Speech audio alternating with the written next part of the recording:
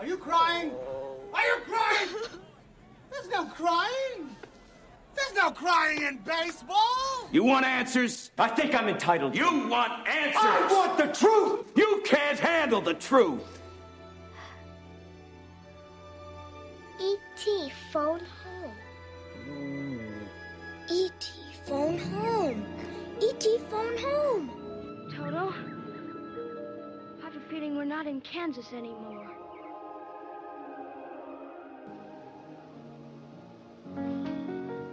Of all the gin joints in all the towns in all the world, she walks into mine.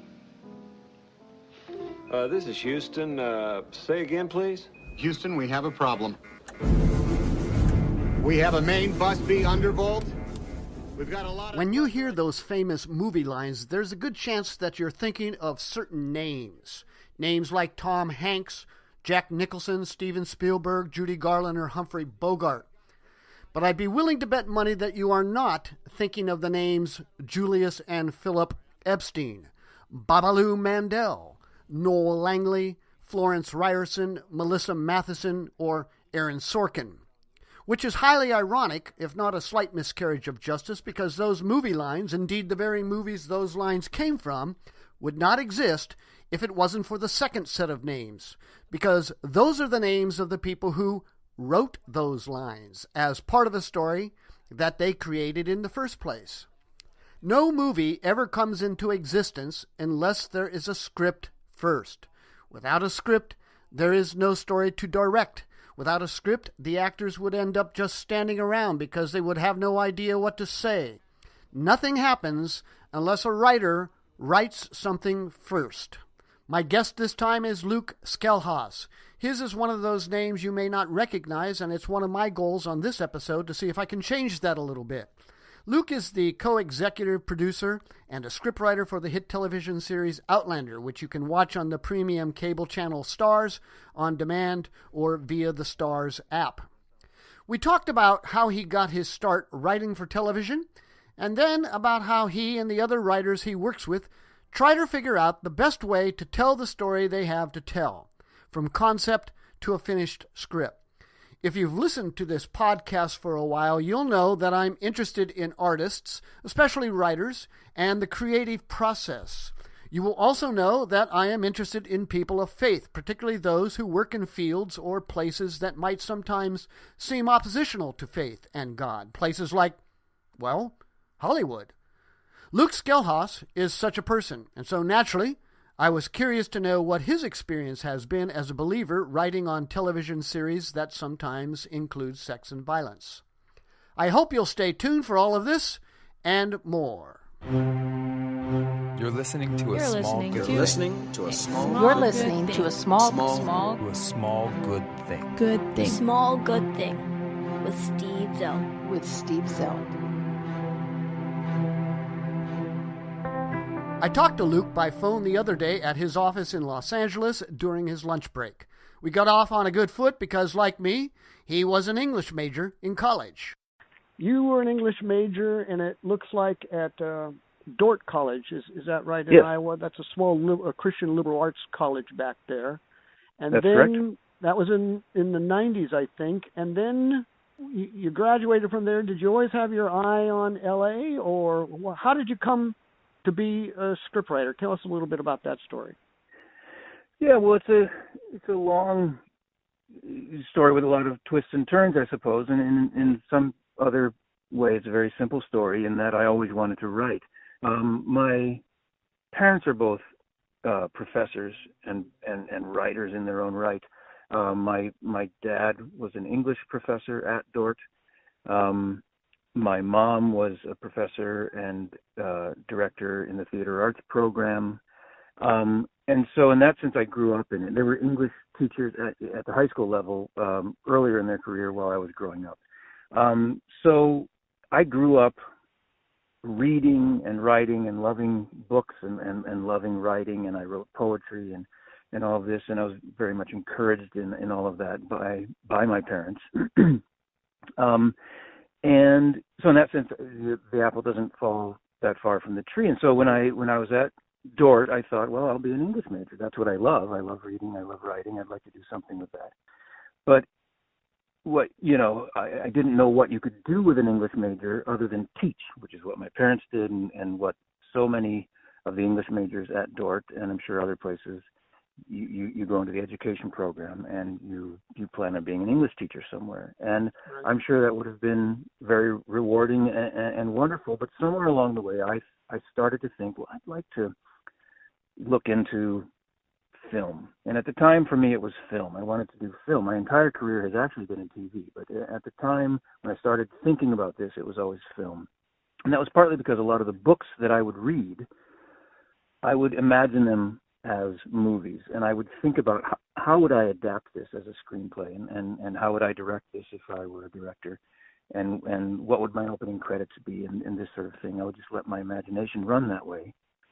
And so I just started thinking I should give it a shot, I suppose. And through Dort College, I was able to go to a one-semester film survey course in Los Angeles called the Los Angeles Film Studies Center, which is still ongoing, which draws from a number of small Christian colleges and universities.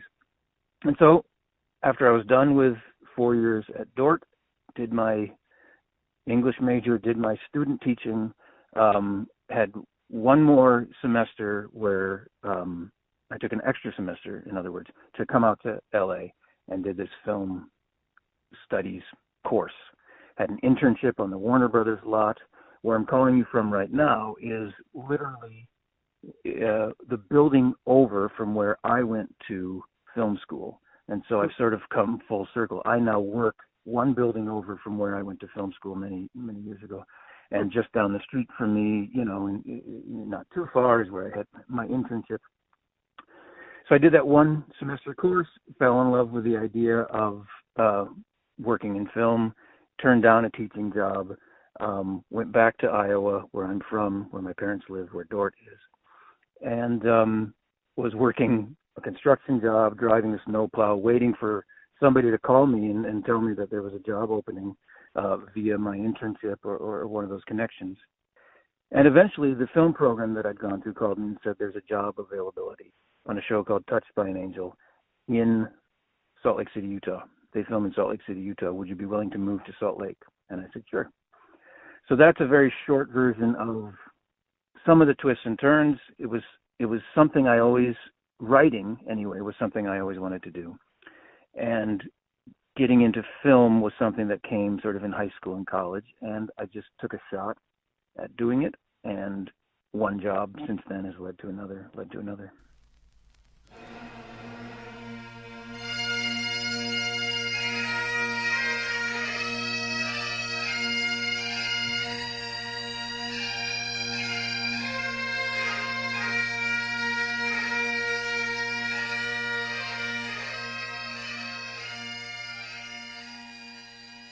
Tell me a little bit about Outlander and what you do there. Sure. Outlander, 4 seasons have now aired. We're currently working on the 5th season. It is based on a series of novels by a woman named Diana Gabaldon. And they're very popular novels. There are, I can never remember, I think there are 8 of them at this point. And each one is a long, it's 900 to 1,000 pages, somewhere in there. So we get a full season out of any given book for the most part. So season 1 was the first book, season 2 the second book, and so on. We're currently doing the 5th book as the 5th season of the series. And it's a really interesting show that I'm very happy to be a part of. I've been on since the 3rd season. It's about a woman who in the 1940s accidentally passes through time via a stone circle in the Highlands of Scotland, and ends up in the 1740s and falls in love with a Highlander. And that's a very simple way of sort of how this story is launched, and then it goes from there. And it's a really, really interesting show that I'm very happy to be a part of. And as you mentioned, I am a co-executive producer on the series. To some degree, that is just a title that I have achieved. It's a level of experience that I have achieved. My main job on the show is as a writer, and there are, on any given series, on any given season of television, there are 6 to 8 to 10 writers working on that one given show. And so in our case, there are, I think, 8 writers working on this season of Outlander, and I'm one of them. Yeah, that title really essentially denotes a level of experience and a level of responsibility as a producer in addition to a writer. So my main job might be a writer, but I'll also go to Scotland and prep and produce 2 episodes with our production team, with a director, with a whole bunch of other people. It's very collaborative, obviously. So I do have producer duties as well. But yes, a lot of how I spend my day is with a group of other writers trying to figure out how are we going to tell this particular story. I'm going to escape. I'm going to get back to my wife. I know this is an impossible decision. It would have to be soon, while the fetus is still small. What would you do? You know something. Something you're not telling me. He was here. What are you talking about? Stop! Jamie, what have you done? What you've been listening to just now is from Season 4 of Outlander, from an episode entitled The Deep Heart's Core. That episode was written by my guest, Luke Schelhaas. I asked him to describe how a complete script for television is written from the beginning to the end.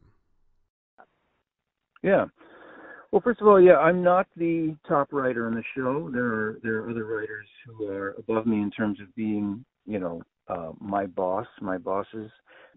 So at the top of any show, you have the showrunner, which is not an official title. It's more of a job description, but we call that person the showrunner. And really, they are almost always a writer, quite often the creator of the show, but not always. But they are the head writer. They are the one who's making all final decisions. Ultimately, the buck stops with that person. And to some degree, even on the production end, the buck stops with that person. That is the person who will make the final decision on casting, on editing, on a location, on the way a set is built, all of those sorts of things. So that person is at the top, and then there are a number of writers working with and for that person. So as a co-executive producer, I'm an upper level, what would be considered an upper level writer, an upper level producer, but I'm not at the top of that. But we really all do work together, and any show that I've been on, it's the same. It's very collaborative. People are not incredibly proprietary about this is my idea or my way or the highway. It's a very collaborative thing, and that's a very refreshing thing. And you sit together with 8 people in a room, and you, from day one of a season, you begin to figure out how are we going to tell this season of television? How are we going to tell these stories? What is episode 1? What is episode 2? Any given show, the process will be quite different. So if you're on a law show, I was on The Good Wife for 3 years. You quite often start with, okay, what is the case? What is the trial? What is at issue here? And in addition, you're telling very serialized character stories as well. On a show like Outlander, we're guided by these books. It's an adaptation. And so the adaptation process is very interesting. You're starting with source material, and you're endeavoring to be very, I can't think of the word, but you want to do justice to the source material. You want to be faithful to the storyline. You want to be faithful to it, yeah, and you want to tell the stories that, we have a built-in audience who are the book readers, and we want to be faithful to the storyline, keep that in our minds of telling a story that has already been told, but telling it now for a visual medium.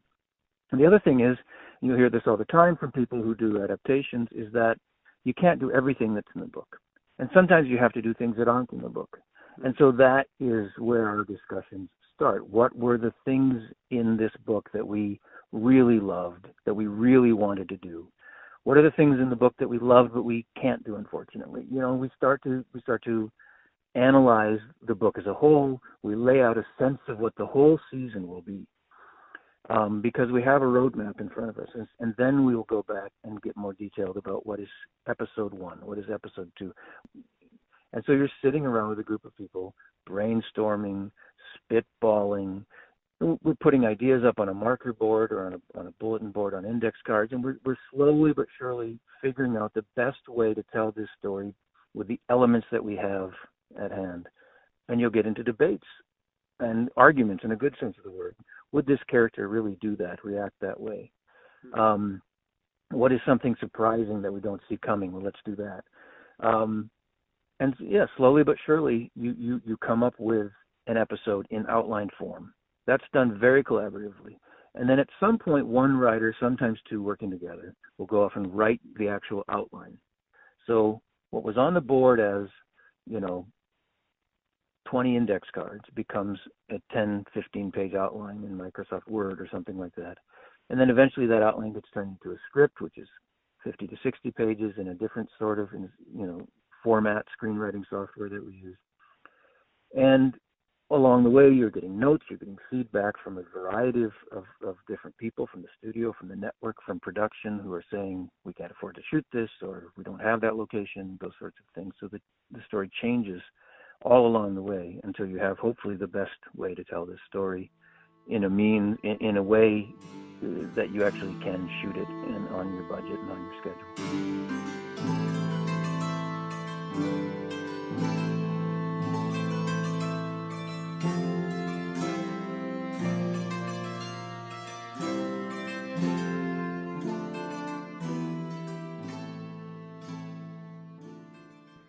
Do your writers ever adopt maybe one of the characters in the story, and so their feeling or their viewpoints or their ideas are always going to be coming from that character's persona, history, outlook, and in other words, are they sort of avatars? Do you guys have avatars for this character or that character? And as you're making a story, is this someone saying, yeah, but they speak from this standpoint, not so much to get more lines, but as it were, but to check for authenticity? And how do you parse out all the characters? We don't have. There's no sense that one writer focuses on that character or that character or that character.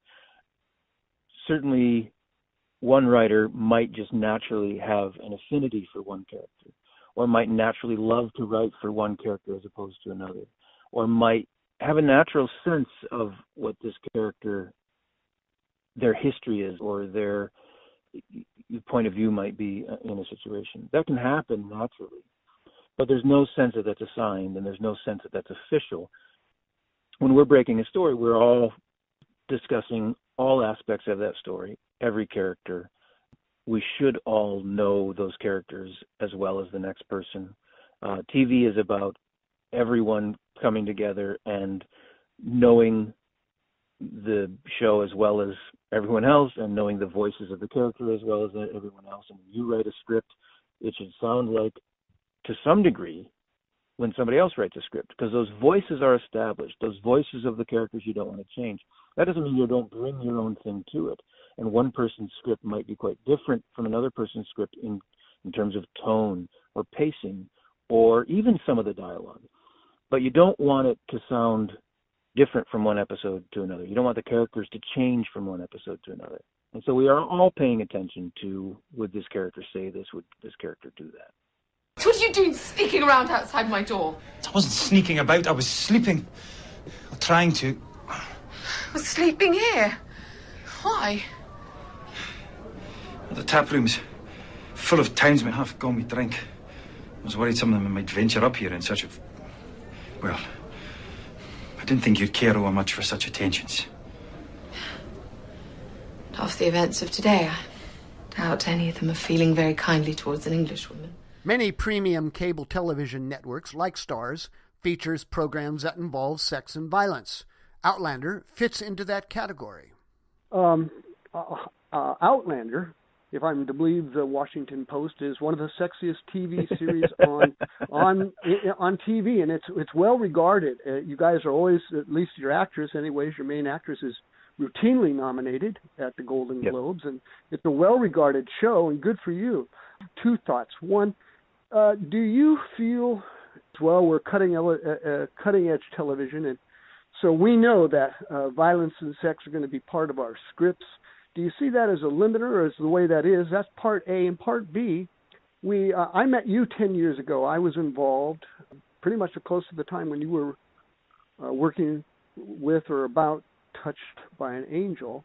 I think it would have been just after, in a contest. It was a short film, short film contest in Glendale, and it had kind of a Christian-based idea, and I think the idea there was to encourage or introduce religious people who might be interested in screenwriting to, write short stories.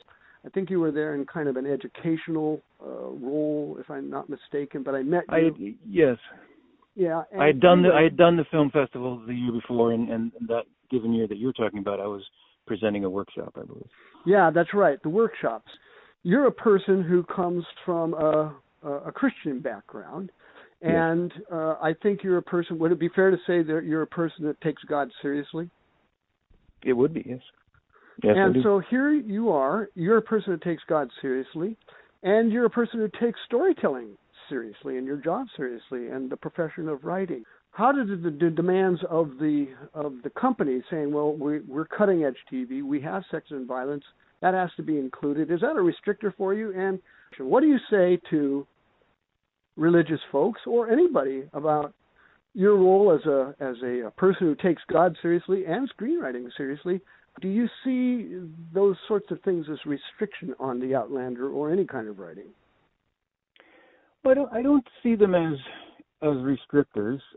There's no doubt when you're working in premium cable, any one of the premium cable networks, there is a sense, I think, at the network level that you can go there, and you should go there, and that I think the hopes is that can actually bring about really strong storytelling that is rooted in something very real. I don't think that it's all that often meant to be gratuitous. Certainly for Outlander it isn't. And so I don't see those as restrictive, but I also don't feel ever that it's like you have to hit certain marks and we need nudity in this episode or anything like that. If there's a way that it comes about naturally, that is organic to the storytelling, and that it is important in some sense to the storytelling, then we'll do that. And I would say the same is true of violence. And as far as it goes, where maybe some religious-minded people that I meet or know might say, as you said, how can you be a part of that? Often their mind does go to the sex, and I think, we ought to be as concerned about depictions of violence as we are about sex, perhaps more so. And so, yes, both of those are things that I think about and that I weigh in terms of my involvement. Sure, there are challenges. Sure, there are times when maybe you feel like you might have to compromise or do something that, you wonder if you've made the right decision. But for me, that's every job, that's every industry, that's every place you might live. But I've never felt that I couldn't be a Christian out here in Hollywood. I've never felt that I had to hide that. I've never felt that I wasn't respected for being a Christian. I've worked with really wonderful people who are all just trying to tell good stories, be entertainers, be storytellers, be responsible. And so I've really not experienced anything that would make me say, oh, it's tough to be a Christian in Hollywood. It hasn't been. I hope my work speaks for itself, that I haven't done things that people go, whoa, what was that about? And I'm sure there are people who would say, maybe shouldn't have gone there. But I also think that as a storyteller, I'm about the business of telling a story that is real and that is grounded and that is genuine and honest and that shows the world as it is. And, certainly I don't think that sex ought to be off the table in terms of storytelling elements. that's a part of life, and that's a complicated part of life, and it's something that we all deal with and struggle with and want and have experience of, and to take that off the table and say you can't go there, I think limits a storyteller, and I think potentially limits where you can go in rooting your series in something very grounded and very real. Can it be overused? Can it be gratuitous? Of course it can. But, in the same way that, I don't think you would tell any great novelist, not that I'm calling myself great, but you would never tell a novelist, well, you can't write about sex. I would say to the TV writer or the film writer, the same thing. You shouldn't take that off the table as a taboo element that as a Christian, I can't go there. Because it is real. It's something that's a part of real life. The more important thing is, what is the conclusion that you draw? What is the audience left with at the end, in terms of what has been shown, what has been said?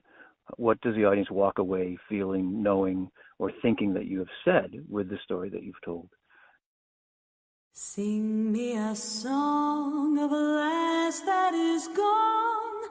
Say, could that lass be I? Mary of soul, she sailed on a day over the sea to sky.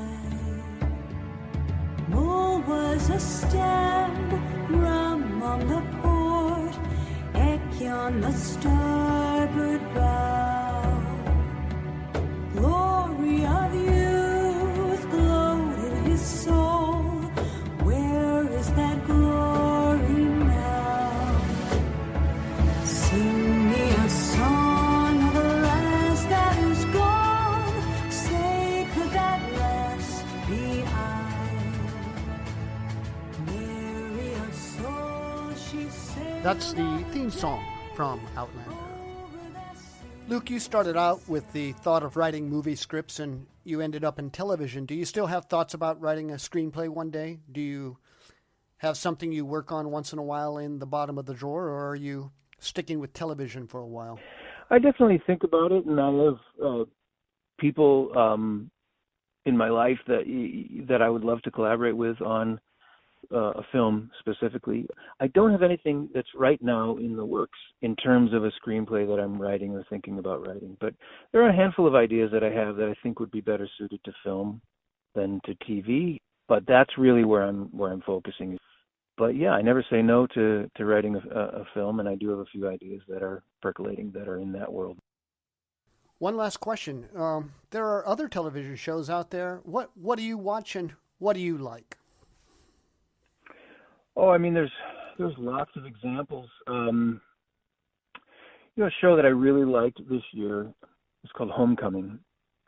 Starred Julia Roberts and Bobby Cannavale, and it was on Amazon. Partly the reason I liked it so much was that they were doing something really different, visually and even in terms of the audio and in terms of the music.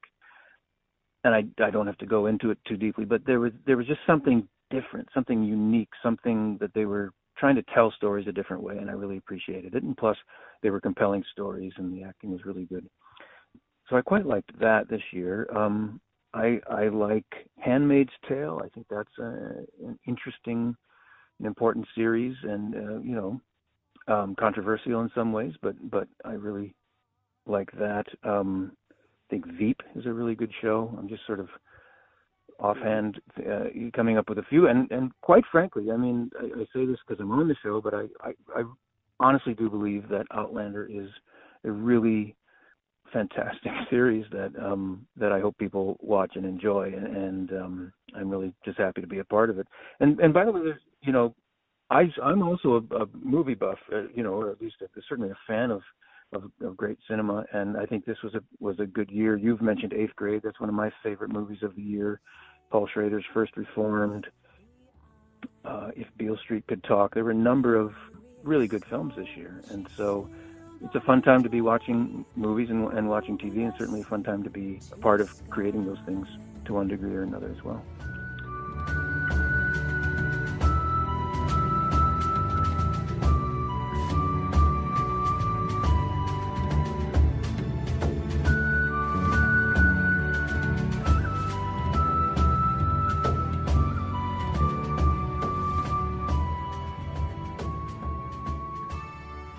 Okay, so here's the small good thing I was aiming for on this episode. It's simply this. The next time you find yourself watching a television show or a film that you like, that moves you to laugh or to weep or to reflect on things, take a second to think about the fact that that story all began in the mind of a writer. Nothing happens until there are words on a page. In the beginning was the Word. If you haven't subscribed to this podcast, here's a cool thing you can do right now. Simply say, Siri, subscribe to this podcast. Or if you have an Android product and you're a Google person, you can do the same thing. Say, hey Google, subscribe to the podcast, A Small Good Thing. Go ahead, try it. Also, if you are the kind of person who likes to see the details of creative work, you can look at the show notes and find a link to one of Luke Schelhaas' scripts for Outlander. It's a very cool site. You'll want to check that out. And on the next episode, I talk more about stories and writing, this time about writing for children, especially young children. Margie Whalen will be my guest as we talk about children's literature, especially the work of Robert McCloskey, author of the beloved books One Morning in Maine and Make Way for Ducklings.